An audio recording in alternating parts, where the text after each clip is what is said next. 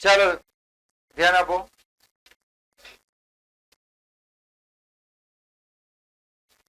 Chapter number 2 ના 15 દાખલાનું આપણે solution કરવાનું છે. કેટલા દાખલા? 15 દાખલા. બરાબર છે. અને સ્ટાન્ડર્ડ ની અસાઇનમેન્ટ છે. શાની અસાઇનમેન્ટ છે? સ્ટાન્ડર્ડ. બેઝિક ની તમને આવડતી હશે આશા રાખું છું. બેઝિક નું મેં કરાવી પણ દીધેલું છે. તો સ્ટાન્ડર્ડમાં 15 દાખલા છે. સૌથી પહેલા આપણે એક કામ કરીએ, 15 દાખલાનું સોલ્યુશન કરીશું અને ત્યાર પછી તમારે એ જ દાખલા જાતે કરવાના છે. એકદમ શાંતિથી સમજી લેજો. તમારું આ ચેપ્ટર પાકું થઈ જવું જોઈએ. આજે જે નવા વિદ્યાર્થી આવ્યા છે પેલા ક્લાસ પરથી, એ લોકોએ બી બરાબર ધ્યાન આપશો તો તમને પણ આવડી જ જશે એની ગેરંટી. આજે અહીં જેટલા પણ બેઠા છે મને વિશ્વાસ છે કે બધાને આવડી જશે. બરાબર છે. કારણ કે હું જાતે એવું ઈચ્છું છું કે દરેક વ્યક્તિને આવડવું જોઈએ. હું એકદમ શાંતિથી ભણાવીશ, પણ એક નિયમ એ છે આજનો, 4 કલાકનું ટ્યુશન છે. 4 કલાકના ટ્યુશનમાં આપણો નિયમ એ કે તમને જો દાખલામાં ના ખબર પડે તો બિંદાસ બોલવાનું છે. હાથ ઊંચો કરી દેશો. હવે તમે જયારે હાથ ઊંચો કરશો એટલે હું ફરીથી એને સમજાવીશ, પણ હું બોલતો બોલતો સમજાવીશ. તને આટલી ના ખબર પડી, આ વસ્તુ તને ના ખબર પડી, આગ ના, તો એ મારી ભણાવવાની મેથડ છે. એટલે કોઈ એવું નહીં. જો મેં પૂછ્યું ને તો સર પાછા આવી રીતે સમજાવે. અમુક વાર આપણે એવી રીતે બોલીએ ને તો સામેવાળી વ્યક્તિના દિમાગમાં જલ્દી ઉતરે. બરાબર. એકદમ શાંતિથી હું સમજાયા કરું, એટલે આનું આવું થયું, આનું આવું થયું, તો તમને યાદ નહીં રહેશે. પણ એ જ વસ્તુ મેં ગુસ્સામાં બોલીશ ને, આનું આવું કરવાનું હતું, ખાલી આ બેનું પ્લસ કરી દેતો, નાનો ગુણાકાર કરતા જવાબ આવી જતો કે નહીં. બરાબર છે. તો હું આવી રીતે બોલું એટલે પાછું એવું નહીં વિચાર મેં પૂછ્યું ને સાહેબ મારી ઉપર ગુસ્સો કરવા વર્ગ્યા. બરાબર છે. એ ભણાવવાની ટેકનિક છે. બરાબર છે. તો બધાને જેને ના ખબર પડે એ બધાએ પૂછવાનું છે. તો આપણે શરૂઆત કરી. કેટલા દાખલા કરવાના છે? 15. 15 દાખલા કર્યા પછી 15 દાખલા લખવાનો ટાઈમ પણ આપીશ અને ત્યાર પછી 15 દાખલાનો ટેસ્ટ લઈશું અને પછી આપણે ત્રીજું ચેપ્ટર ચાલુ કરીશું. બરાબર છે. બોલો રેડી? પહેલો દાખલો તો બહુ છે, નાનો અમથો છે, બચ્ચા જેવો છે. પરંતુ અડધા લોકોને પ્રોબ્લેમ એ છે કે સર અંદર વર્ગમૂળ આવે છે ને સાહેબ, આ વર્ગમૂળ વાળા દાખલા ખાલી નહીં ખબર પડતા. બીજા બધા દાખલા તો આવડી જાય, પણ જ્યાં વર્ગમૂળ દેખાય ને તે દાખલો ના આવડે. તો જો સ્ટુડન્ટ વર્ગમૂળ વાળા દાખલામાં ટેન્શન લેવાની કોઈ જરૂર છે નહીં. વર્ગમૂળ વાળા દાખલામાં શું કરવાનું, ચાલો અહીંયા ધ્યાન આપજો. સૌથી પહેલા નંબરનો દાખલો. રકમ દેખાય છે બધાને?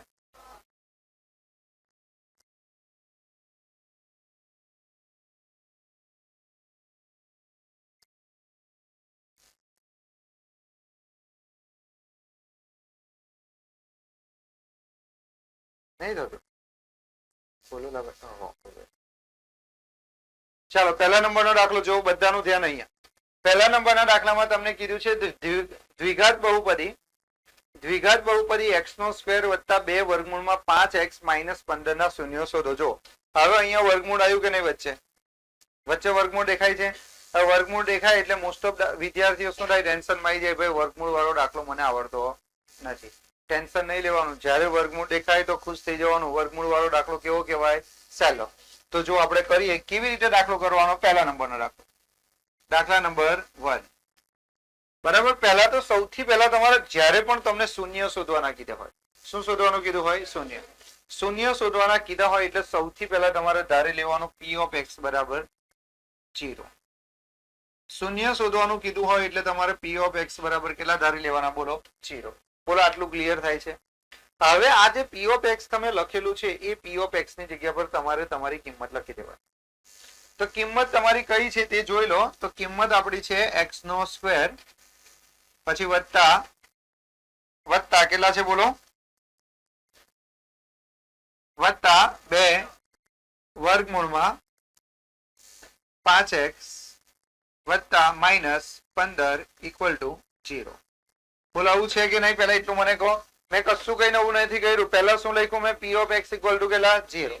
p of x ની જગ્યા પર p of x ની કિંમત લખી x નો સ્ક્વેર વત્તા 2 વર્ગમૂળમાં 5x - 15 = 0. હવે તમારે શું કરવાનું તે જુઓ. અહીંયા તમને શીખવાડેલું છે. શું શીખવાડેલું છે? કે આપણે અવયવ પાડવાના. શું પાડવાના? અવયવ.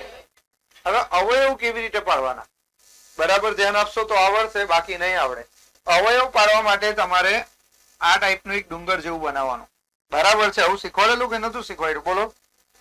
બરાબર છે. એમાં તમારે શું કરવાનું? અહીં ધ્યાન આપજો. સૌથી પહેલા અહીંયા જોઈ લેવાનું અંતિમ પદ કયું છે? છેલ્લું પદ 15 ને 15 ની આગળ કયું છે ને? માઇનસ. તો સૌથી પહેલા ઉપર લખાઈ દેવાના માઇનસ. પછી જો મધ્યમ પદ એટલે વચ્ચેના પદ, એનું કયું ચિહ્ન છે? પ્લસ. તો આ બાજુ તમારે લખી દેવાના પ્લસ. આ બાજુ મોટી રકમ આવશે અને આ બાજુ તમારી કઈ રકમ આવશે? નાની રકમ. હવે તમારે શું કરવાનું? જો અહીંયા પ્લસ નું ચિહ્ન, અહીંયા માઇનસ નું ચિહ્ન, તો પ્લસ માઇનસ માઇનસ, તો આ બાજુ માઇનસ નું રકમ. હવે કરવાનું શું? તો કે આની આગળ કશું નથી સ્ટુડન્ટ, એટલે અહીંયા કેટલા હશે? 1 હશે. તો આનો ગુણાકાર તમારે આની સાથે કરવાનો. તો કરો 15 ગુણ્યા 1, 15 એકો 15. તો 15 અહીંયા લખી દેવાના. અને હવે શું કરવાનું? તો કે આ 15 ના તમારે ભાગ પાડવાના. 15 ના શું કરવાના? ભાગ. 15 ના ભાગ પાડતો તો આવડે જ ને. તો 15 ના ભાગ કરવાના અને એ 15 ના ભાગ કરીને અહીંયા માઇનસ છે એટલે 15 ના ભાગ પાડો અને પછી એની બાદબાકી કરો.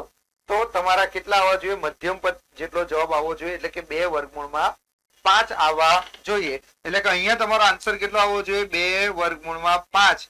આટલો આન્સર તમારે લાવવાનો. હજુ અડધાને નહીં ખબર પડી. મેં શું કહું છું બરાબર સમજવાનો પ્રયત્ન કરો. સૌથી પહેલા તમારે અહીંયા ડુંગર બનાવવાનો. બરાબર છે. પછી છેલ્લું પદ જોઈ લો. છેલ્લું પદ કયું છે? 15. એની આગળ કયું ચિહ્ન? માઇનસ. તો એને ક્યાં લખવાનું? ઉપર ડુંગર પર. પછી મધ્યમ પદ ની આગળ કયું ચિહ્ન છે? પ્લસ. તો એ પ્લસ નું ચિહ્ન આ બાજુ લખવાનું. હવે જો આ બાજુ પ્લસ, આ બાજુ માઇનસ, તો પ્લસ માઇનસ માઇનસ. બરાબર. પછી તમારે આ 15 નો ગુણાકાર પહેલી રકમના સહગુણક સાથે કરવાનો, એટલે 15 એકો 15. તો 15 ની આગળ માઇનસ નું ચિહ્ન છે, એનો મતલબ કે 15 ના ભાગ પાડો અને 15 ના એવા ભાગ પાડો કે એની બાદ બાકી તમે કરો ને તો કેટલી થવી જોઈએ? તો કે 2 વર્ગમૂળમાં 5 જેટલું થવું જોઈએ. હવે તમે કહો સર પણ ભાગ કેવી રીતે પાડવાના? 15 સર 15 ના ભાગ પાડવા તો બહુ અઘરા છે. તો યાદ રાખો કે 15 ના ભાગ પાડવા ભલે અઘરા હોય, પણ જયારે વર્ગમૂળ વાળો દાખલો દેખાય કેવો? તો દાખલો સાચો. કેવી રીતે ખબર છે? જયારે પણ વર્ગમૂળ વાળો દાખલો પૂછે તમે કે વર્ગમૂળ વાળો દાખલો છે બહુ અઘરો, તમારું ક્યાં વર્ગમૂળ વાળો દાખલો? ચાલો દાખલો. કેવી રીતે? તો કે જો વર્ગમૂળમાં કેટલા છે? 5 ને, તો બંને બાજુ વર્ગમૂળમાં 5 લખી દેવાના. બસ, મગજમારી કરવાની. બંને બાજુ શું લખી દેવાનું? વર્ગમૂળમાં 5. બોલો, આટલું આવડે કે નહીં? જયારે પણ વર્ગમૂળ વાળો દાખલો દેખાય તો બંને બાજુ વર્ગમૂળમાં 5 લખી દેવાના. આવડે? હવે શું કરવાનું સ્ટુડન્ટ? અહીંયા થોડી બુદ્ધિ વાપરજો. અહીં વર્ગમૂળમાં 5 છે ને અહીં પણ વર્ગમૂળમાં 5 છે, તો વર્ગમૂળમાં 5 ગુણ્યા વર્ગમૂળમાં 5 કેટલા થાય? 5 થાય. એટલું તો ખબર પડે. અલા સમજો, વર્ગમૂળમાં 5 ગુણ્યા વર્ગમૂળમાં 5 કેટલા થાય? 5. અહીંયા આ બંનેનો ગુણાકાર કેટલો થવો જોઈએ? 15. પણ આ બેનો ગુણાકાર તો ખાલી કેટલો થાય છે? 5. તો કેટલા ખૂટે? 3. 5 તાલી 15. તો 3 ખૂટ્યા ને. એ 3 જે મોટી રકમ હોય એની આગળ તમારે લખી દેવાના. એટલે 3 વર્ગમૂળમાં 5 ને પેલી બાજુ માઇનસ વર્ગમૂળમાં 5. આ એના ભાગ પડે. હજુ અડધાના દિમાગમાં ઓલા અસર હું કર્યું કે ખબર જ નહીં પડી યાર. આ તો જાદુ થઈ ગયું. નહીં ખબર પડી ને? કેટલા નહીં ખબર પડી? આ તો જો કરો. ખાસા બધા અડધા ક્લાસ ને નહીં ખબર પડી હોય. જો ફરી વાર તમને કહી દઉં, એટલે વર્ગમૂળ વાળો દાખલો હોય તો આ રીતે કરવાનો. જો ફરી વાર કહી, વર્ગમૂળ વાળો દાખલો હોય તો શું કરવાનું? અહીં ધ્યાન આવજો. આ કયું ચિહ્ન? માઇનસ, તો માઇનસ લખો. આ કયું ચિહ્ન? પ્લસ, તો પ્લસ લખો. Plus minus minus. આ બાજુ કઈ રકમ લખવાની? મોટી. આ બાજુ કઈ રકમ લખવાની? નાની. પછી તમારે શું કરવાનું? આનો અને આનો ગુણાકાર. 15 એકો 15. અહીં 15 થઈ ગયા. 15 ના એવા ભાગ કરવાના. 15 ના એવા ભાગ કરવાના કે એની બાદબાકી કેટલી આવી જોઈએ? મધ્યમ પદ જેટલી. તો મધ્યમ પદમાં શું છે? 2 વર્ગમૂળમાં 5. ખુશ થઈ જવાનું. જયારે પણ વર્ગમૂળ વાળો દાખલો હોય તો ખુશ થઈ જવાનું. કેવી રીતે? ભાઈ અહીંયા વર્ગમૂળમાં 5 છે તો બંને બાજુ વર્ગમૂળમાં 5 લખી દેવાના. વર્ગમૂળમાં 5 લખી દેવાના. હવે જો આ વર્ગમૂળમાં 5, આ વર્ગમૂળમાં 5, આ બંનેનો ગુણાકાર કરે તો વર્ગમૂળમાં 5 ગુણ્યા વર્ગમૂળમાં 5 એટલે 5 5 25. 25 નો વર્ગમૂળ કેટલો? 5. આપણે લાવવાના કેટલા? 15. એનો ગુણાકાર કેટલો થયો? 5. તો 5 નો ગુણાકાર કોની સાથે કરે તો 15 આવે? 3 સાથે. તો એ 3 ને મોટી રકમની આગળ લખી દેવાના. તો વત્તા 3 વર્ગમૂળમાં 5, એમાંથી 1 વર્ગમૂળમાં 5 જાય તો 2 વર્ગમૂળમાં 5 આવી ગયો કે નહીં? હજુ નહીં ખબર પડી? હજુ સમજાવું? એટલે વર્ગમૂળ વાળો દાખલો આવે ને એટલે આવી રીતે છે. વર્ગમૂળ વાળા દાખલામાં તમારે શું કરવાનું ખબર છે? અહીંયા વર્ગમૂળમાં 5 છે, આનો વર્ગમૂળમાં 5, આ બેનો શું કરી દેવાનો? ગુણાકાર. ફરી વાર કર્યો તો જો આ વર્ગમૂળમાં 5, આ વર્ગમૂળમાં 5, 5 5 25, પણ એ 25 વર્ગમૂળમાં આવ્યા ને તો 25 નો વર્ગમૂળ કેટલા? 5. તો આપણે તો કેટલા લાવવાના? 15. તો 5 ની સાથે કેટલા ગુણાકાર કરે તો 15 થાય? 3. બરાબર. તો 3 કઈ લખવાના? મોટી રકમ ની આગળ. તો ઓટોમેટિક જવાબ આવી ગયો. જો 3 વર્ગમૂળમાં 5, એમાંથી માઇનસ વર્ગમૂળમાં 5 જાય તો 2 વર્ગમૂળમાં 5. ખબર પડી ગઈ? હવે શું કરવાનું? તો કે પહેલું પદ બેઠું લખવાનું x નો સ્ક્વેર. છેલ્લું પદ પણ બેઠું લખવાનું -15. બોલો ખબર પડી? હવે વચ્ચે કયું પદ છે? 2 વર્ગમૂળમાં 5x છે કે નહીં? તો 2 વર્ગમૂળમાં 5x એની જગ્યા પર કેટલા લખવાના? 3 વર્ગમૂળમાં 5 અને વર્ગમૂળમાં 5. તો અહીંયા લખવાના વત્તા 3 વર્ગમૂળમાં 5x વર્ગમૂળમાં 5x માઇનસ વર્ગમૂળમાં 5x. બોલો આટલું ક્લિયર? એટલે આ સ્ટેપ તો ખબર પડે કે ના ખબર પડે? પહેલું પદ બેઠું, છેલ્લું પદ બેઠું, વચ્ચેનું જે પદ છે એની જગ્યા પર આ 2 લખી દેવાના. પાછળ શું લખવાનું? x. હવે તમારે કોમન કાઢવાના. આ 2 માંથી પહેલા તમારે કોમન કાઢી લેવાના. શું સરખું સરખું દેખાય છે? x સરખા સરખા દેખાય છે તો x કોમન કાઢો. અહીં કેટલા વધ્યા? 1x નીકળી ગયા તો 1x વધ્યા વત્તા અહીં x નીકળી ગયા એટલે કેટલા વધ્યા? 3 વર્ગમૂળમાં 5. ઓકે, ના સમજાયું ને? સમજ પડે છે? હવે વચ્ચે કયું ચિહ્ન છે બોલો તો? માઇનસ. કયું ચિહ્ન છે? માઇનસ. સ્ટુડન્ટ આપણે માઇનસ નું ચિહ્ન કેવું કરી લીધું? કોમન. માઇનસ નું ચિહ્ન આપણે કોમન કાઢી લીધું ને આ બંને માંથી કઈ કોમન તમને દેખાય છે? વર્ગમૂળમાં 5x અને 15 વચ્ચે કોઈ કોમન દેખાય છે? નહીં દેખાતું, નહીં દેખાતું, પણ ખરેખર કોમન છે પણ આપણને દેખાતું નથી. કેવી રીતે? તો કે 15 છે ને, આ 15 આપ્યા છે તમને. 15 એટલે 45 15 થાય. 15 એટલે 45 15 થાય અને 5 એટલે કેટલા? તો 5 એટલે વર્ગમૂળમાં 5 ગુણ્યા વર્ગમૂળમાં 5 ગુણ્યા 3. આવું થાય કે ના થાય? સ્ટુડન્ટ ફરી વાર સમજો. અહીંયા 15 છે, 15 નો મતલબ શું થાય? 45 45 15 અને 5 નો મતલબ શું થાય? 5 નો મતલબ થાય વર્ગમૂળમાં 5 ગુણ્યા વર્ગમૂળમાં 5 ગુણ્યા કેટલા? 3. તો આ 15 ની જગ્યા પર વર્ગમૂળમાં 5 ગુણ્યા વર્ગમૂળમાં 5 ગુણ્યા કેટલા? 3. તો હવે આ 2 માંથી કોમન શું નીકળશે? તો આ વર્ગમૂળમાં 5 વર્ગમૂળમાં 5, તો વર્ગમૂળમાં 5 ને કોમન કાઢી લઈએ સ્ટુડન્ટ તો અહીં કેટલા વધે? x. અને આપણે શું કરી લીધું? અહીં પણ માઇનસ છે, અહીં પણ માઇનસ છે. માઇનસ ને આપણે શું કરી લીધું? કોમન. તો માઇનસ બહાર નીકળી ગયા તો અંદર હવે માઇનસ ની જગ્યા પર શું થઈ જાય? પ્લસ. આ વર્ગમૂળમાં 5 નીકળી ગયા તો હવે કેટલા વધ્યા? અહીં 3 વર્ગમૂળમાં 5. 3 વર્ગમૂળમાં 5 ઇક્વલ ટુ 0. હવે તમે જુઓ સ્ટુડન્ટ, હવે આ બંને માંથી કોમન શું? તો કે x વત્તા 3 વર્ગમૂળમાં 5 અને બીજા કૌંસમાં x માઇનસ વર્ગમૂળમાં 5 ઇક્વલ ટુ 0. તો હવે શું કરવાનું બોલો તો? x વત્તા 3 વર્ગમૂળમાં 5 ઇક્વલ ટુ 0 અથવા x માઇનસ વર્ગમૂળમાં 5 ઇક્વલ ટુ 0. તો સ્ટુડન્ટ અહીંયા x આ વત્તા છે ને એ પેલી બાજુ જાય તો માઇનસ 3 વર્ગમૂળમાં 5 અથવા x બરાબર વત્તા વર્ગમૂળમાં 5. આ તમારા દાખલાનો આન્સર. બહુ અઘરો હતો પણ ભાઈ અઘરી તૈયારી જયારે તમે કરશો ત્યારે તમને સહેલા દાખલા આવડશે. તમે ચાલુ કર્યા પછી તમને અંદરથી એવું થાય યાર અમે તો બહુ હોશિયાર થઈ ગયા, પણ પરીક્ષામાં પછી જયારે અઘરું પેપર આવે તો શું કરશો? મને સપનું આવ્યું કે જ્ઞાનદીપ સ્કૂલમાં મેં પરીક્ષા આપવા ગઈ તો મને પેપર આપ્યું ગણિતનું. તો ગણિતનું પેપર મને આપ્યું તો મેં ગણિતનું પેપર ફટાફટ લખી નાખ્યું. 3 કલાકનું પેપર હતું, મેં 2 કલાકમાં લખીને આપી દીધું ને સાહેબે તાત્કાલિક ચેક કરીને આપી દીધું 100 માંથી 100 માર્ક્સ. એટલે મેં થઈ ગયો ખુશ. તો એટલામાં એવા નિમેશ સર, નિમેશ સરે કીધું કે ના ભાઈ આ વ્યક્તિનું ફરીથી પેપર લેવામાં આવશે. સપનામાં આવું દેખાય છે મને રીસરનું. તો મેં કીધું કે કઈ નહીં, લો ફરીથી. તો ફરીથી પેપર લીધું તો પહેલો સવાલ કે થિયરિકલ, મને તો યાદ બી હતો. મેં જાગી ગયો ને રાત્રે તો મેં વિચાર્યું આ સવાલ કઈ હતો બી ખરો. તો ગણિતની અંદર સમાજનો સવાલ, વિજ્ઞાનનો સવાલ અને 11મા ધોરણનું એકાઉન્ટ ને 12મા ધોરણનું એકાઉન્ટ એટલે ઘૂસી ગયો. ચાલુ ખાતું, મૂડી ખાતું. હું કહું ગણિતમાં ચાલુ ખાતું ને બધું કઈ છે. મેં વિચાર કરું ને પછી મને તો ટેન્શન આવી ગયું. હું પહેલા પેપરમાં 100 માંથી 100 અને બીજા પેપરમાં ફેલ જાય. કેટલું ખરાબ લાગે ને. એ બી નિમેશ સર આગળ મારી ઇમ્પ્રેશન કેટલી ખરાબ ભણાવે તે બી તમને નહીં આવડતું. એટલે મેં તો જબ્બર ટેન્શનમાં. પછી મારી આંખ ખુલી ગઈ. એટલે આ તો મોટું સપનું છે. તો મનોમન મેં વિચારતો હતો કે હવે મેં બહુ તૈયારી કરીશ સેટ પણ, પાછો અંદર હું વિચાર કરું ઓલરેડી સપનું એવું ચાલે. હું જાતે એક્ઝામ આપું છું પાછો સપનામાં જ પછી હું વિચાર કે હવે તો મેં બહુ તૈયારી કરીશ છોકરાઓને. એટલે ગમે એવું અઘરું પેપર હોય તો એ લોકોને આવડવું જ જોઈએ. તો હવે ઉઠીને વિચારું કે આવું કેવું સપનું. એક બાજુ મેં એક્ઝામ આપું છું એટલે કે મેં સ્ટુડન્ટ છું, ને એક બાજુ એવું વિચારું છે કે સ્ટુડન્ટને બહુ એક્ઝામમાં બહુ તૈયારી કરાવી છે. એટલે મેં ટીચર છું કે સ્ટુડન્ટ છું કઈ ખબર જ ના પડી. હું ચાલો છોડો, બહુ નહીં વિચારવા. બોલો ખબર પડી? અરે જે વ્યક્તિએ આ દાખલો ગણી નાખ્યો હોય ને એને એની પછીનો દાખલો પપ્પુ જેવો લાગે. બરાબર. આ દાખલો હું એકદમ ઈઝી રીતે બી કરાવી શકતો હતો પણ લાંબી રીત કરવી જરૂરી હતી. બોલો પછી લખવાનો ટાઈમ આપો. શાંતિથી લખજો. પછી ખબર તો પડી ને કે સમજાવવું ફરીથી. કોઈ ના ખબર પડી હોય ને તો ધીરે ખાલી હાથ ઊંચો કરી દેવાનો. બીજી વાર શીખવાડીશ. આજે તો ફૂલ એનર્જી લઈને આવ્યો છે. અહીં બે બંધ થઈ જશે ઉભો થઈને પાછો ભણાય.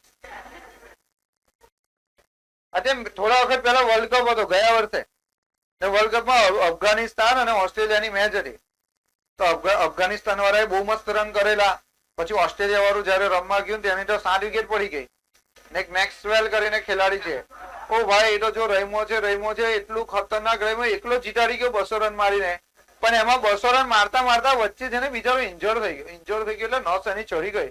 આખો જમીન પર હુઈ ગયો ને એટલો દુઃખી થાય વિચાર ના કે રમીશ તો ખરો જ મેચ જીતાડી ગયો. બોલ એટલો દુઃખી થાય છે. આજે મેં કીધું અહીંની બે ભાન થઈ જાવ આમ થઈ જાય. બે માણસ જોઈએ પકડવા ઉભા કરે એમ કોઈ પકડો પણ એમ કોઈ જો આનું મેં ભણાવવાનો છું. બરાબર છે. ચાલો આગળ વધીએ. બોલો બોલો તમે કહેતા હોય તો આગળ વધીએ આપણે. દાખલા નંબર 2 પેલો વેદાંત ધ્યાન આવજે ભાઈ. હા બધા દાખલા પર કરાવું છું. રજા નહીં પાવાની 7 દિવસ ઘેર આવીશ નહીં તો બધાને જ કહું ભાઈ. એક જણ નું નામ લઈને કીધું પણ એ નિયમ બધાને લાગુ પડે. જો બીજો દાખલો જુઓ વાતો નહીં આવે. બીજા દાખલામાં કીધું છે દ્વિઘાત બહુપદી x² + 7x + 10 ના શૂન્યો શોધો. સૌથી પહેલા જયારે પણ શૂન્ય શોધવાનું કીધું હોય તો સૌથી પહેલા તમારે p of x બરાબર કેટલા ધારી લેવા પડે? 0. પછી p of x ની જગ્યા પર તમારે કિંમત મૂકવી પડે. તો p of x ની જગ્યા પર કિંમત મૂકીએ તો કેટલા આવશે બોલો તો? x² વત્તા કેટલા 7x વત્તા કેટલા 10 = 0. બોલો અહીં સુધી આવડે? હવે તમારે અહીંયા ડુંગર બનાવવો પડે સ્ટુડન્ટ આ રીતે. અહીંયા જો અંતિમ પદ જોવાનો વાતો નહીં તો બહાર કાઢી મૂકીશ. અહીંયા જોવાનો અંતિમ પદ કેટલા છે? 10. 10 ની આગળ કયું ચિહ્ન? પ્લસ. તે પ્લસ નું ચિહ્ન ઉપર મૂકી દેવાનું. અને મધ્યમ પદ ની આગળ કયું ચિહ્ન છે? પ્લસ. એ આ બાજુ મૂકી દેવાનું. ચાલો આ બંને ચિહ્ન સરખા છે કે અલગ અલગ? યાદ રાખજો કે જો આ બંને ચિહ્ન સરખા દેખાય તો આ બાજુ પ્લસ અને અલગ દેખાય તો માઇનસ. સરખા છે એટલે પ્લસ. આ બાજુ મોટી રકમ ને આ બાજુ નાની રકમ. હવે આનો કોઈ સહગુણક નથી એટલે કેટલા સમજવાના? 1. આનો અને આનો ગુણાકાર કરો 10 × 10. આ રકમ અને આ રકમ નો ગુણાકાર કરવાનો એટલે 10 × કેટલા થાય? 10. એ 10 ને આપણે ઉપર અહીંયા લખી દેવાના સ્ટુડન્ટ. હવે આ જે 10 આવ્યો ને હલો હવે સમજો બરાબર. થોડા પ્રેક્ટિકલ બનવાનો પ્રયત્ન કરો. સમજવાનો પ્રયત્ન કરો. ના આવડે તો ટેન્શન નહીં લેવાનું. એવું વિચારો કે ભાઈ મને બધું જ આવડે છે. 50% પણ ખબર પડી ને તો બી બહુ ફાયદો થશે. તો અહીંયા આપણે શું કર્યું? ધ્યાન અહીંયા p of x = કેટલા? 0. p of x ની જગ્યા પર કિંમત લખી. પછી આપણે ડુંગર બનાવ્યો. અંતિમ પદ ની આગળ પ્લસ એ ઉપર લખ્યું. મધ્યમ પદ ની આગળ પ્લસ એટલે અહીંયા લખ્યું. બંને ચિહ્ન સરખા એટલે અહીંયા પ્લસ લખ્યું. અહીં લખીને ક્લિયર. હવે તમારે શું કરવાનું સ્ટુડન્ટ? અંતિમ પદ અને પહેલા પદ નો ગુણાકાર એટલે આ 10 અને 1 10 × 10. હવે સમજો આ 10 ની આગળ કયું ચિહ્ન છે? પ્લસ. હવે એ પ્લસ નું પણ મહત્વ છે. એનો મતલબ શું થાય? 10 ના ભાગ પાડો. 10 ના ભાગ કરો અને એનો સરવાળો મધ્યમ પદ જેટલો થવો જોઈએ. કેટલો? 7. 10 ના ભાગલા પાડવાના. 10 ના ભાગલા 2 જ પડે. 10 ના ભાગલા તમે નહીં બોલો 10 ના ભાગલા 2 જ પડે. 10 × 10 ને 5 × 10. હવે સમજો માની લો કે કોઈ વ્યક્તિ એવું કહે કે સર 10 ના ભાગલા પડે ને તો 1 ભાગલા પાડવાના. કયા? 10 × 10. તો 10 × 10 એટલે 10 ને 1 કેટલા? 11. તો આપણે 11 લાવવાના છે. ના આપણે કેટલા લાવવાના છે? 7. એટલે એ તો ચાલે જ નહીં.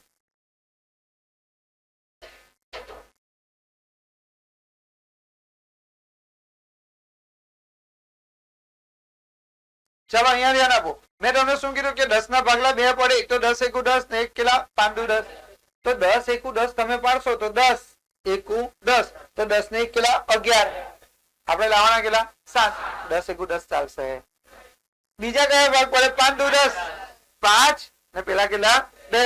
10 ને 2 7. એટલે આપણા જે ભાગલા પડશે એ પડશે 5 × 10. જો 5 × 10 અને 5 ને 2 7.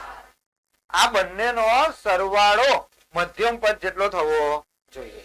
તો હવે શું કરવાનું સ્ટુડન્ટ, અહીંયા ધ્યાન આપજો. આ જે પહેલું પદ હોય ને, પહેલું પદ, હલો ધ્યાન દીધે, પહેલું પદ હોય ને એને બેઠું લખો એક્સ નો સ્ક્વેર. બોલો ક્લિયર? અને આ છેલ્લું પદ જે હોય ને એ પણ આપણે કેવું લખવાનું, બેઠું, ઇક્વલ ટુ 0. હવે મધ્યમ પદ કેટલું છે, 7x. તો 7x ની જગ્યા પર તમારે કેટલા લખવાના, 5x વત્તા 2x. તો અહીંયા લખવાના સ્ટુડન્ટ 5x વત્તા કેટલા, 2x. હવે તમારે કોમન કાઢવાના. શું કરવાનું, કોમન. આ બે માંથી કઈ સરખું સરખું દેખાય છે? જો અહીંયા x નો સ્ક્વેર છે, અહીંયા 5x છે, તો સરખું સરખું શું, x. તો x આપણે બહાર કાઢી લઈએ તો અહીંયા વધશે x વત્તા 5 વત્તા, જો આ વત્તા કેમ લખ્યું, વત્તા કેમ લખ્યું, કારણ કે અહીંયા કયું છે, વત્તા છે. હવે અહીંયા જો 10 છે, 2 10 એટલે 2 પંચા 10. હવે ધ્યાન આપજો, આ પણ 2 ને આ પણ 2 સરખા સરખા છે, તો 2 ને તમે બહાર કોમન કરી લો સ્ટુડન્ટ, તો અહીં કેટલા વધશે, x વત્તા 5 ઇક્વલ ટુ 0. હવે ધ્યાન આપો, બરાબર ધ્યાનથી જુઓ. આ બાજુની રકમ અને આ બાજુની રકમ, આ બંને માંથી કોઈ સરખું સરખું દેખાય છે? પણ x વત્તા 5, તો x વત્તા 5 આપણે કોમન કરીએ તો બીજા કૌંસમાં કેટલા વધે, x વત્તા 2 ઇક્વલ ટુ 0.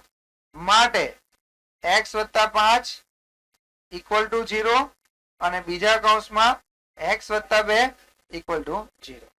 તો વત્તા 5 પેલી બાજુ જાય તો -5 અને વત્તા 2 પેલી બાજુ જાય તો -. બે દાખલા કરાવ્યા, સાચું બોલજો ઈમાનદારીથી, બે દાખલામાં તમને ખબર પડી? સાચું? ફરી વાર કરાવું? હવે બહુ જ મહત્વનો દાખલો છે, ત્રીજો અને ચોથો. બરાબર છે? તો બધાએ ખાસ ધ્યાન આપવાનું છે. જો હવે ધ્યાન આપજો, ધ્યાન અહીંયા.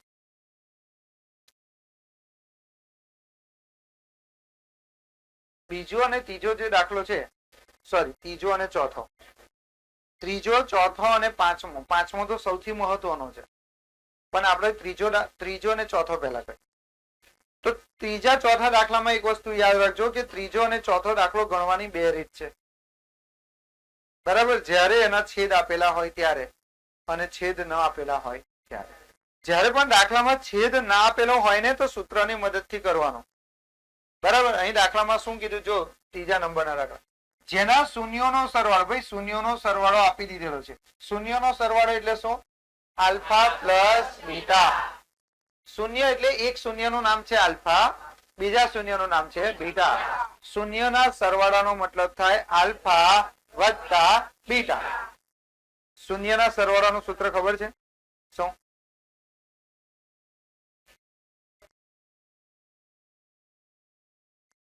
કોને શૂન્યના સરવાળાનું સૂત્ર કોને ખબર છે? બોલ. માઇનસ બી ના છેદમાં. શૂન્યના સરવાળાનું સૂત્ર થાય માઇનસ બી ના છેદમાં એ અને શૂન્યના ગુણાકારનું સૂત્ર થશે સી ના છેદમાં એ. બોલો ક્લિયર? ચાલો તો ત્રીજા નંબરનો દાખલો બરાબર ધ્યાન આપજો સ્ટુડન્ટ.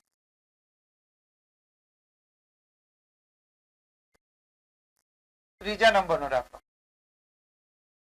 બરાબર ઉપર ધ્યાન આવે. પહેલા શું કીધેલું છે જો અહીંયા ધ્યાન આપજો. અહીંયા છેદ આપ્યો છે કે નથી આપ્યો? ભાઈ છેદ આપ્યો હોય તો બીજા નંબરની રીત વાપરવાની. કેવી રીતે? તો જો અહીં શૂન્યનો સરવાળો કીધો છે વર્ગમૂળમાં 3/2 અને શૂન્યનો ગુણાકાર -4. તમારે શું કરવાનું અને એની ઉપરથી શું શોધવાનું છે? અહીં ધ્યાન આપજો સ્ટુડન્ટ. અહીં તમને કીધું છે શૂન્યનો સરવાળો, અહીં કીધું છે શૂન્યનો ગુણાકાર અને તમને કીધું છે દ્વિઘાત બહુપદી મેળવો. કઈ બહુપદી મેળવવાની છે? દ્વિઘાત બહુપદી. તો એના માટે તમારે કરવાનું શું? જો દાખલો ગણતા પહેલા આવી રીતે બે ભાગ પાડી દેવા. આ જ રીતે ગણવાનું જે રીતે તમને શીખવાડવામાં આવે છે ને એ જ રીતે. જો પૂરા માર્ક્સ જોઈતા હોય વ્યવસ્થિત તો તમારી પાસે તો મસ્ત એક પેન્સિલ પણ હશે ને ફૂટપટ્ટી પણ હશે ને મસ્ત પેજ હશે. તો વચ્ચોવચ્ચ આમ પેન્સિલ મૂકવાની, નાની એન્ટ્રી તૂટી. પછી આ બાજુની ગણતરી અલગ કરવાની, આ બાજુની ગણતરી અલગ કરવાની. તમને કીધું છે શૂન્યનો સરવાળો. શૂન્યનો સરવાળો એટલે આલ્ફા પ્લસ બીટા. શૂન્યનો સરવાળો એટલે આલ્ફા પ્લસ બીટા બરાબર શૂન્યનો સરવાળો છે વર્ગમૂળમાં 3/2. વર્ગમૂળમાં 3/2 કેટલા? 2. આ બાજુ લખવાનો શૂન્યનો ગુણાકાર એટલે આલ્ફા ઇન્ટુ બીટા બરાબર કેટલા -4 -4 ના છેદમાં કશું નથી એટલે કેટલા 1. બોલો આટલું ખબર પડી? હલો, શૂન્યનો સરવાળો એટલે આલ્ફા પ્લસ બીટા, શૂન્યનો ગુણાકાર એટલે આલ્ફા ઇન્ટુ બીટા. પહેલું કામ શું કરવાનું ખબર છે? જ્યારે પણ સાંભળજો, અડધા પાછા શું કહે ખબર? સર પણ આવું હું કા કરવાનું એ તો કહો પહેલા, અને ક્યારે કરવાનું એ તો કહો પહેલા. ડાયરેક્ટ તમે તો દીધ ધનાધન ચાલુ કરી દીધી, ગાડી ચાલુ કરી અડવચ્ચે જઈને કે આપણે સુરત જઈએ, ખબર છે? સુરત જઈએ તો ખબર તો હોય છે ને, કઈ જાવ છો બરાબર. એવું જ છે સ્ટુડન્ટ. એક વસ્તુ યાદ રાખજો કે જ્યારે પણ તમારા દાખલામાં શૂન્યનો સરવાળો અને શૂન્યનો ગુણાકાર આપી દીધો હોય, જ્યારે પણ તમારા દાખલામાં શૂન્યનો સરવાળો અને શૂન્યનો ગુણાકાર આપી દીધો હોય ને પછી એવું કીધું હોય કે દ્વિઘાત બહુપદી મેળવો. શું મેળવવાનું હોય? દ્વિઘાત બહુપદી મેળવો. ત્યારે આપણે આ રીત કરવાની છે. બરાબર છે? ચાલો, તો સૌથી પહેલા શૂન્યનો સરવાળો વર્ગમૂળમાં 3/2 દાખલામાં આપ્યો છે. શૂન્યનો ગુણાકાર આલ્ફા ઇન્ટુ બીટા -4/1. છેદમાં કોઈ રકમ નથી એટલે એક જાતે લખવાનો. હવે એક કસમ ખાઈ લેજો કે જ્યારે આ રીતનો દાખલો હોય તો બંનેના છેદ સરખા કરવાના. સ્નેહ શું કરવાનો? છેદ સરખા કરવાના. શું સરખું કરવાનું? છેદ સરખા કરવાના. તો આના છેદમાં કેટલા છે? 2. આના છેદમાં કેટલા છે? 1. તો બંનેના છેદને આપણે સરખા કરવાના. તો આના છેદમાં 2 છે તો આના છેદમાં 2 હોવા જોઈએ કે નહીં? હવે જો હું આના છેદમાં 2 લખી દઉં, દોડા પણ કરું કે ચાલ ભાઈ આના છેદમાં 2 લખી દઉં, તો ચાલે? ના ચાલે સ્ટુડન્ટ. છેદમાં 2 લખો તો અંશમાં પણ 2 લખવા પડે. તો 2 ઉડી ગયા તો રકમ તો એની જ રહી. બરાબર છે? ખબર પડે છે? હવે ધ્યાન આપો, અહીંયા તમને શું કીધું છે? Alpha plus beta. Alpha plus beta એટલે શું? શૂન્યનો સરવાળો. અને શૂન્યના સરવાળાનું સૂત્ર છે -b/a. તો -b/a બરાબર કેટલા? વર્ગમૂળમાં 3/2. ચાલો આ બાજુ બોલો. આલ્ફા ઇન્ટુ બીટા એટલે શૂન્યનો ગુણાકાર. શૂન્યના ગુણાકારનું સૂત્ર થાય c/a. કેટલા? 4 દુ 8. તો -8/2. બોલો ક્લિયર? આટલું જ ખાલી કરવાનું છે. ખાલી એક કામ કરજો, આ બાજુ માઇનસ છે ને, એ માઇનસ ને ઉઠાવો ને પેલી બાજુ લઈ જાઓ. તો b ના છેદમાં a બરાબર કેટલા? તો b ના છેદમાં a બરાબર -વર્ગમૂળમાં 3/2. માટે સ્ટુડન્ટ a બરાબર કેટલા? a બરાબર 2, b બરાબર કેટલા? -વર્ગમૂળમાં 3 અને c બરાબર કેટલા? -8. બહુ સાચું બોલજો, એકદમ ઈમાનદારી પૂર્વક. કોને અહીંયા સુધી ખબર પડી? હવે તમારે ખાલી સૂત્ર મેકવાનું છે દ્વિઘાત બહુપદીનું. કોણ છે? જો હવે ધ્યાન આપો. અહીંયા સુધી ખબર પડી? હવે તમારે દ્વિઘાત બહુપદી શોધવાની છે. તો દ્વિઘાત બહુપદી માટે તમારું સૂત્ર લખી દેવાનું. દ્વિઘાત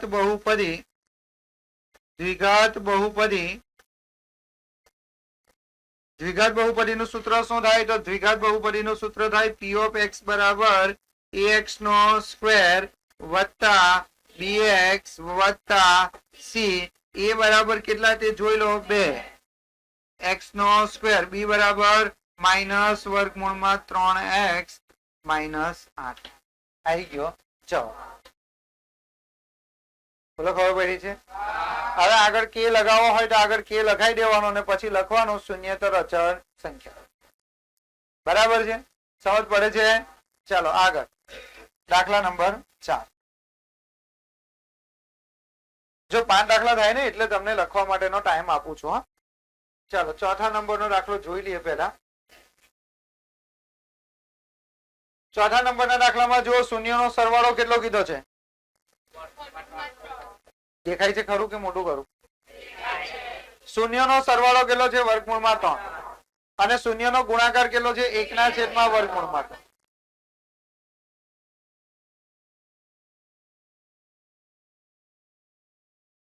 જો અહીંયા સ્ટુડન્ટ તમારા દાખલામાં કીધું છે શૂન્યનો સરવાળો વર્ગમૂળમાં 3 અને શૂન્યનો ગુણાકાર 1/વર્ગમૂળમાં 3 થાય તેવી દ્વિઘાત બહુપદી મેળવો. તો એના માટે તમારે શું કરવાનું? જો સૌથી પહેલા ઉપર ધ્યાન આપજો, 2 ભાગ પાડવાના છે.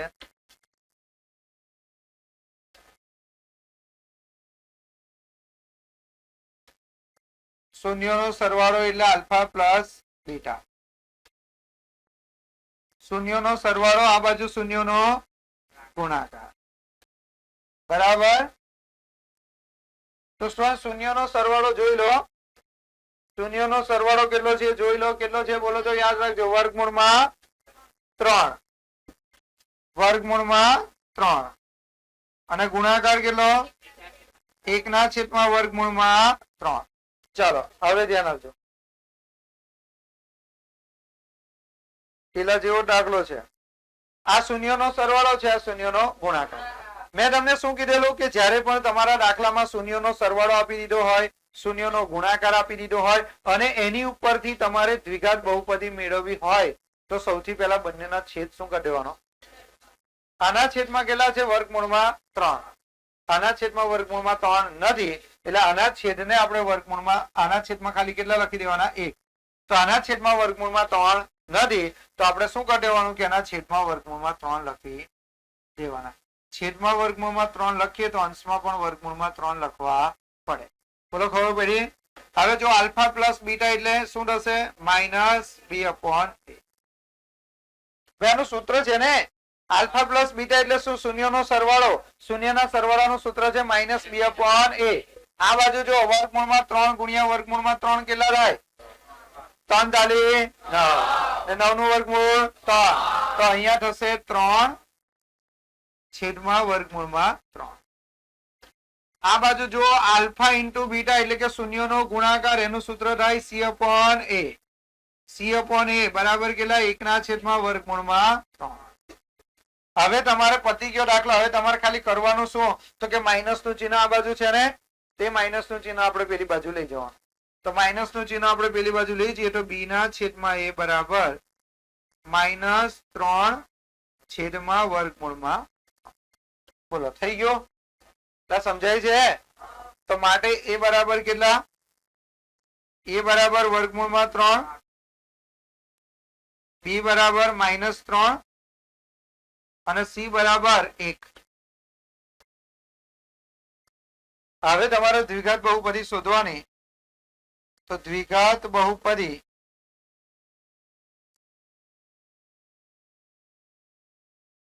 p of x બરાબર ax² વત્તા bx વત્તા c. તો a બરાબર કેટલા? વર્ગમૂળમાં 3 x², b બરાબર -3 x ને c બરાબર 1. દાખલો પૂરો. ના આવડે આટલો? ચાલો હવે છેલ્લો દાખલો, લાસ્ટ. પછી તમે 5 દાખલા લખી લો, પછી આપણે આગળ વધીશું.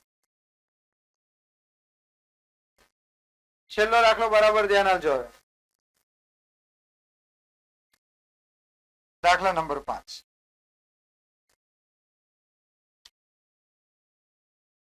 પાંચમા નંબરનો દાખલો મહત્વનો છે, બની શકે બેઝિકમાં પૂછાય. બરાબર છે. શું કીધેલું છે જો p અને q એ mx² -5x + n દ્વિઘાત બહુપદીના શૂન્યો હોય તથા p + q બરાબર p × q બરાબર 10 હોય તો m અને n ની કિંમત શોધો. અહીંયા બધા ભૂલ કરીને આવે. આવો દાખલો હોય તો બધા મોસ્ટ ઓફ ભૂલ કરીને આવે, પણ આપણે ભૂલ નહીં કરવાની. શું કહેવા માંગે છે એનો મતલબ સમજવાનો. બરાબર છે? તો જો આપણે સમજીએ, બરાબર સમજીએ સ્ટુડન્ટ. અહીંયા ધ્યાન આપજો. સૌથી પહેલા કઈ દ્વિઘાત બહુપદી છે એ લખી નાખીએ. દ્વિઘાત બહુપદી કઈ છે સ્ટુડન્ટ? જુઓ તો,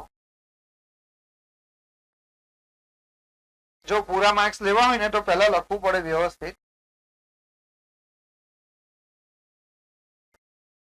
શું લખવાનું તે ધ્યાન આપો. અહીં ધ્યાન આપો. p અને q એ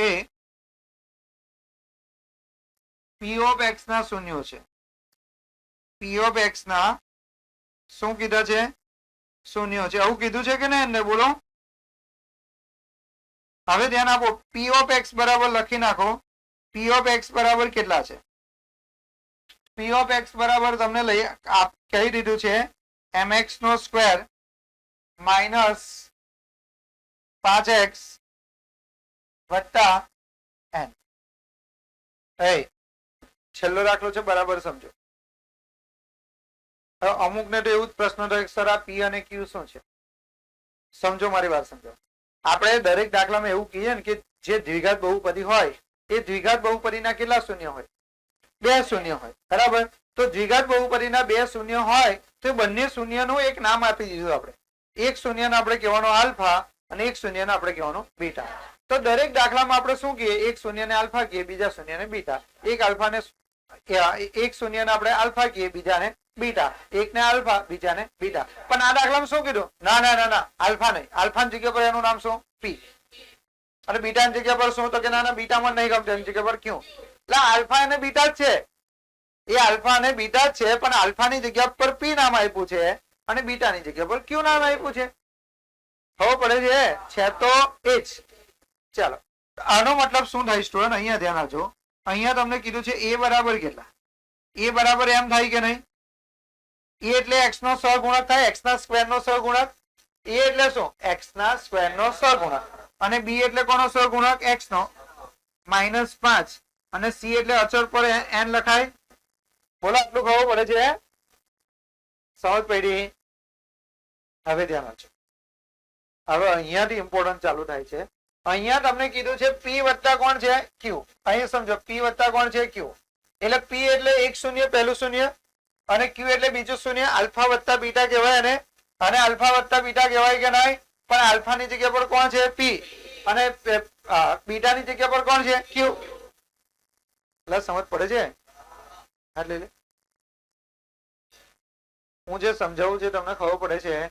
તમારા દાખલામાં એવું કીધું છે આલ્ફા પ્લસ બીટા એટલે કે પી વત્તા ક્યુ અને પી ઇન્ટુ ક્યુ બંનેનો જવાબ કેવો છે? 10. એટલે કે આને કહેવાય શૂન્યોનો સરવાળો, આને કહેવાય શૂન્યોનો ગુણાકાર.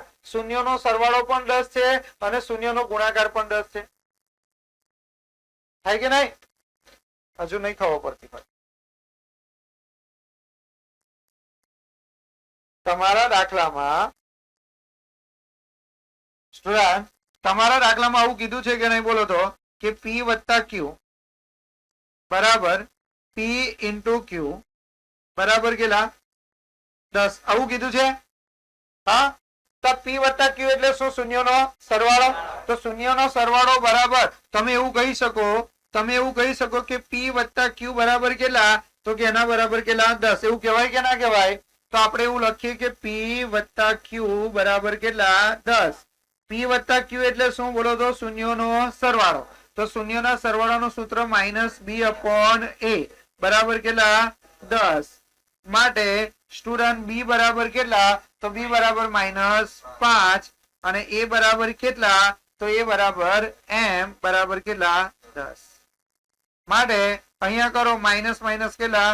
+5 બરાબર m બરાબર 10. તો સ્ટુડન્ટ અહીંયા આપણે આમ કરીએ 5. આ 10 ને બરાબર ની આ બાજુ લાવીએ તો ક્યાં જાય? છેદમાં. m ને પેલી બાજુ લઈ જાય તો ક્યાં? અંશમાં. 5 × 1 = 5, 5 × 2 = 10. માટે m બરાબર 1/2. બોલો, આ સમજાયું? નહીં સમજાયું? ના સમજાયું ને? હું શું કહેવા માંગુ છું એ સમજ પડે છે ખાલી? થોડું સમજવાનો પ્રયત્ન કરો. તમારા દાખલામાં એવું કીધું છે આને કહેવાય આલ્ફા, આને કહેવાય બીટા. આલ્ફાની જગ્યા પર પી કીધો છે અને બીટાની જગ્યા પર ક્યુ કીધો છે.